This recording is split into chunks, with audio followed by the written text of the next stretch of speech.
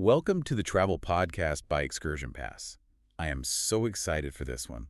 In today's deep dive, we are heading straight to Spain. Oh, yeah. We are taking a really close look at the Madrid Royal Palace guided tour, specifically with those skip-the-line tickets. Right, and this ticket usually runs about 35 to 37 euros. But before we get into the history, I just want to set the scene. Imagine you pay for this premium skip-the-line ticket to Europe's most opulent palace. Oh, here we go. No, seriously. Yeah. You get your instructions, and you realize your tour group isn't meeting at the Grand Iron Gates. Instead, it tells you to navigate 3 blocks away and meet inside a souvenir shop, like right next to the plastic magnets and postcards. Well, I don't really have to imagine it, considering I was standing right next to you on the pavement. I was holding your backpack while you frantically checked your phone. I thought we got scammed. You were convinced we were scammed. You were having a minor meltdown right there on Calle de Carlos III. Okay, yes, I was having a meltdown. I mean, it goes against every single travel instinct you have, right? And that is exactly why we are unpacking this whole experience today, because we have actually lived this tour. We really did. We walked those massive echoing halls together. And today, we are downloading every vivid detail and every minor argument we had along the way directly to you. We want to anticipate all those little doubts you might be having before you drop your money on this specific ticket. Exactly. Our main mission today is to figure out if this tour actually turns a massive, overwhelming 3,418-room palace into something readable. Readable. I love that word for this. Plus, we're going to share the insider tips that will absolutely make or break your day in Madrid. It really is about making it readable, though, because the difference between just wandering aimlessly through gilded rooms and actually having a curated, contextualized experience is staggering, especially with a building of this insane magnitude. Totally. But before we even get to the gold and the marble, we have to talk about that souvenir shop meeting point. Right. Madrid souvenirs. Number 1 on Calle de Carlos III. Put yourself in the shoes of a traveler for a second. You are jet-lagged. The morning Madrid sun is already aggressively hot, and instead of walking toward this giant, unmissable palace, you are wandering down a side street. Looking for a gift shop. Looking for a gift shop. It genuinely feels like trying to find your friends at a massive music festival and being told to meet, like, by the food tents. It's entirely counterintuitive. Why pay for a palace tour that starts with keychains? Because it is, quite frankly, a stroke of logistical genius by the tour provider. I know you were super annoyed at the time, but think about the alternative. The crowds. Yes. The Royal Palace of Madrid is the largest inhabited palace in Europe. The sheer volume of humanity outside those main gates on any given morning is terrifying. Oh, it's a sea of umbrellas, selfie sticks, and people shouting in 8 different languages. Exactly. You have hundreds of people, dozens of competing tour companies, massive school groups. Ugh, the school groups. And independent travelers, all bottlenecked at the same iron gates. Trying to gather 30 tourists who have never met each other in the middle of that physical chaos is an operational nightmare. Okay, fair. By moving the meeting point just slightly off-site to Madrid souvenirs and having you look for a guide holding a very specific golden sign, they create a controlled environment. Right. And the instructions from the ExcursionPass platform were actually really explicit. They said, do not go to the palace directly and arrive 15 minutes early. Which ensures the group is organized and accounted for before you even approach the madness of the main entrance. Okay, I'll admit, standing in the air-conditioned shop was nice. But I still have to push back a bit here. Yeah. We saw people just walking right up to the general admission line. Yeah, we did. Why can't I just be spontaneous? Why do I need to drop almost 40 euros and coordinate with a group when I could just buy a standard ticket at the door? I can just read Wikipedia on my phone while I walk around. Because spontaneity at Europe's biggest palace during peak tourist season is just another word for standing on hot paving stones for 2 hours. 2 hours. Wait, really? Oh, absolutely. The general admission queues are brutal. The skip-the-line feature of this ticket isn't just a fun perk. It is the entire foundation of having a good day. You aren't just buying a ticket, you are buying physical and mental energy. That makes sense. If you stand in the Madrid heat for 2 hours, by the time you cross the threshold into the palace, your feet hurt, you're dehydrated, and you have zero capacity to actually absorb any history. That's totally fair. Because once you bypass that massive line and actually step inside the courtyard, wow, it's breathtaking. the scale is physically intimidating. I remember just stopping in my tracks. We're talking 135,000 square meters. It's huge. There are 870 windows, 240 balconies, 44 staircases, and over 3,000 rooms. It is a behemoth. And honestly, it almost feels a little aggressive. Like it's not just a house, it's a threat. That is a perfect way to describe it. Because it was intimidation by design. The original Moorish fortress and the old palace on this site completely burned to the ground in 1734. Right. The Royal Alcazar. Yeah. So when the Bourbon dynasty, specifically Philip V, decided to rebuild, they wanted to make a statement. They wanted to outshine Versailles. Which is a tall order. Very. And because of the fire, they were paranoid. So they ordered the architects to build this new behemoth almost entirely out of stone and vaulted brick. Very little wood. So that's why it feels so heavy. Exactly. It creates these massive echoing chambers that are explicitly designed to make a visiting diplomat feel very small. You are meant to be acutely aware of the power of the Spanish Empire. Well, it absolutely works on 21st century tourists, too, which actually brings up the biggest fear I had going into this. The group size. Yes, our group had about 30 people in it. 30 people felt like a lot. I kept thinking, I'm going to get lost in a 3,418-room labyrinth. It's a valid fear. I was so sure I'd stop to look at a ceiling fresco, the group would turn a corner, and I'd be wandering the halls of a Spanish monarch until I died of starvation. When you hear group of 30, you definitely picture a massive herd of cattle blocking the hallways. And to be clear, 30 is on the larger side. But that's the trade-off for a very accessible €35 price point. Right.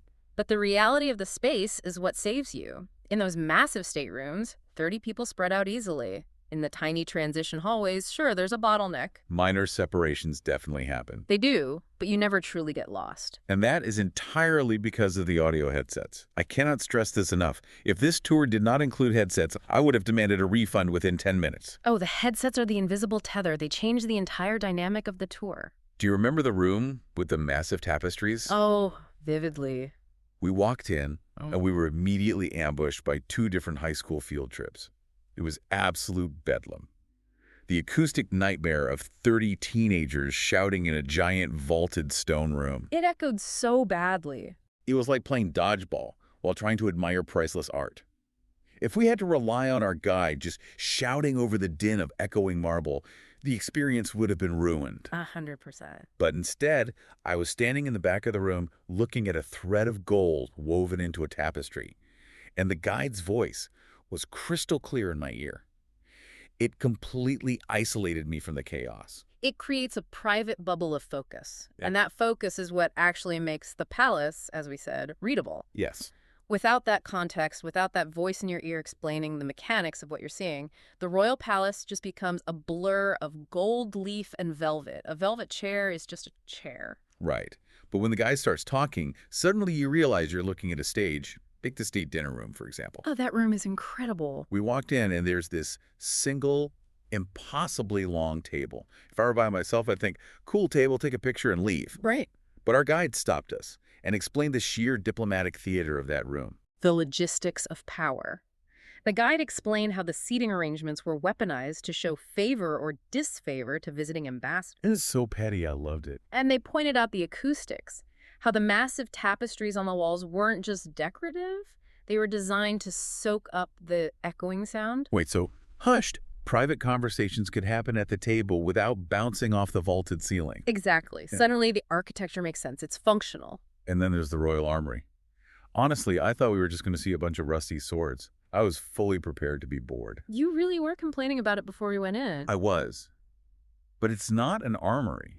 It's a museum of highly lethal 16th century public relations. The metallurgical flex of the Spanish Empire, the armor of Charles V and Philip II is incredible. It really is.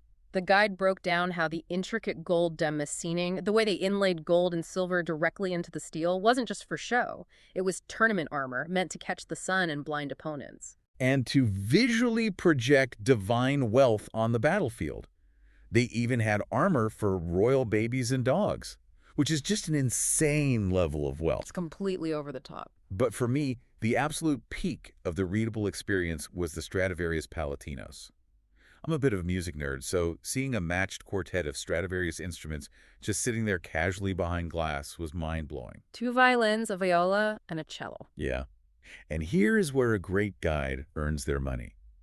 Because the guide didn't just point at them and say, oh, these are old violins. They explained why this specific set is considered the pinnacle of human craftsmanship. Antonio Stradivari almost never decorated his instruments, right? Exactly. He let the wood and the varnish speak for themselves. But this specific quartet is heavily ornamented with this incredibly intricate inlaid purfling. Little diamonds and circles of ivory right into the wood. It was gorgeous. And the craziest part, the guide told us they aren't just museum pieces. The palace curators actually bring in the Royal String Quartet to play them occasionally. They have to vibrate, don't they? Yes. The wood has to breathe and resonate, or the instruments will literally die. They will lose their voice. Learning that you are standing inches away from functional breathing history. You just don't get that from a plaque on the wall. You don't, and that's the human element. Yeah. The guides are the bridge between this cold, intimidating architecture and our modern understanding of it. For sure. We had such a good experience, and it seems like everyone else does too. Some guides inject a ton of much-needed humor into the incredibly dense, heavy history of Spanish succession. Because, let's face it, keeping track of which Charles or Philip is which can put anyone to sleep. Or absolutely. Or, remember Pillar, the guide another traveler was telling us about? Oh, yeah. This guy mentioned that his guide, Pillar, was incredible at answering highly specific, totally bizarre logistical questions. Like, he actually asked her where the bathrooms were during the massive royal events in the 1700s.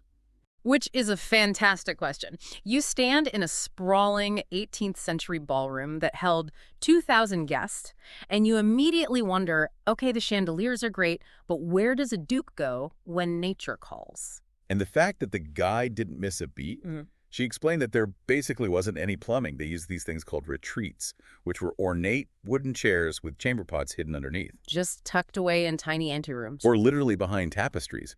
You had an army of servants whose entire job during a royal gala was to sprint down hidden corridors carrying these pots so the aristocrats wouldn't have to break a sweat. It completely shatters that movie set illusion of pristine royalty. It makes it suddenly very messy and very real. It really humanizes the space. And you know what else did that? When our guide brought out a tablet and showed us pictures of the modern royal family hosting a state dinner in the exact room we were standing in. Oh, I loved that part. It takes a massive, intimidating institution and connects the 18th century architecture to the 21st century people who still use it. It totally does. Okay, so we've established that the guides are great, the headsets are a lifesaver, and the history is fascinating. But we need to pivot because we promised insider tips. We did. This is where we have to talk about how to keep from ruining your own day. Let's talk about the fine print. Let's do it. Because even a brilliant tour can be completely derailed by poor planning. So the guided portion of this experience lasts a little over an hour. After the guide finishes, they take their headset back, and you are completely free to roam the armory and the incredible palace gardens at your own pace. Which is really nice. It is. Now, I have a confession. My original, super secret master plan for this trip was to book the absolute last tour of the day. Oh, boy. Hear me out. My logic was flawless. The tour ends, the general admission crowds have thinned out, the doors are getting ready to close, and we essentially have the royal palace to ourselves for a romantic twilight stroll. Your logic was deeply, deeply flawed, and I am so glad I vetoed it. Hey, in theory, it sounded like a hack. In theory. But in reality, you were walking into a classic tourist trap. The problem is a separation of authority. The tour company manages your experience during the tour. They are lovely, accommodating people. All right. But the security personnel inside the palace, they are managed by the venue itself. And they do not care about your romantic twilight stroll. They absolutely do not. When the venue is closing, the security staff want to go home. If you linger in the armory 15 minutes before closing, they will aggressively hustle you out the door. Oh, man. It stops being a leisurely exploration and turns into a brisk, highly supervised march to the exit. We've heard people say that by the end of the day, the security staff look at lingering tourists with pure resentment. Which completely ruins the vibe. You want to end the day feeling inspired, not feeling like a trespasser being chased out of a mall. Yeah. So the ultimate scheduling tip book, a morning or midday tour. Exactly. That way, when the guide drops you off, you have hours of unhurried time to wander the gardens or stare at the armor. And while we are on the topic of unforced errors, there is one crucial administrative tip regarding the ExcursionPass booking process.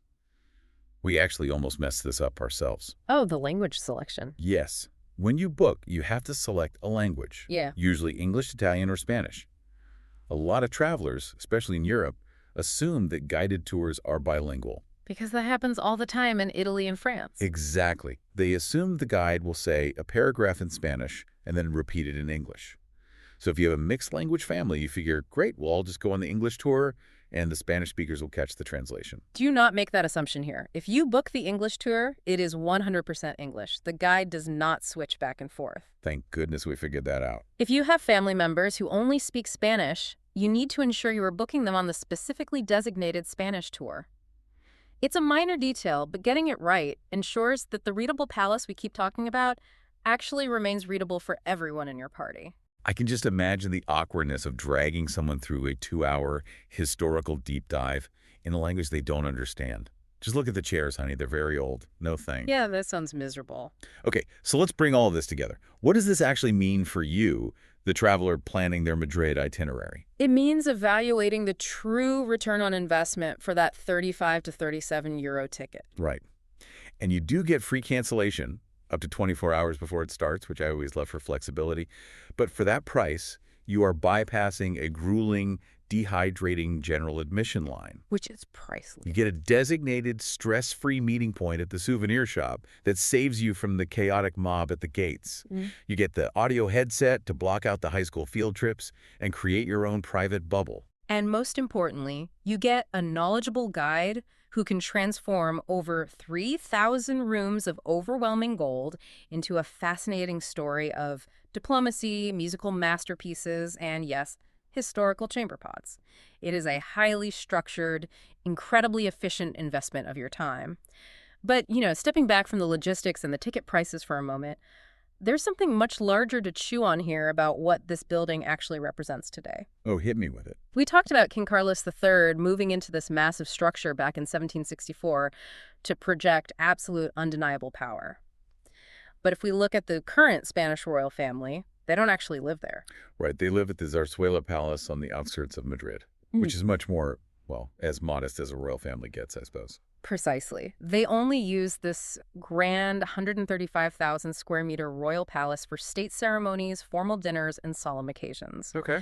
Which leaves us with a fascinating, lingering question to mull over long after you've taken off your headset and walked out those gates. I love a good existential architecture question. If the largest inhabited palace in Europe is functionally just a beautiful, highly theatrical stage for a monarchy that chooses to actually wake up, eat breakfast, and live their lives somewhere else entirely, what does the concept of a royal home actually mean in the modern era? Oh, wow. Is a palace simply a house where people live, or is it just a massive billboard for a country's history? Man, that really changes how you look at the velvet chairs. It's not a living room at all. It's just a museum of power. Exactly. Well, thank you so much for joining us on this deep dive into the Madrid Royal Palace.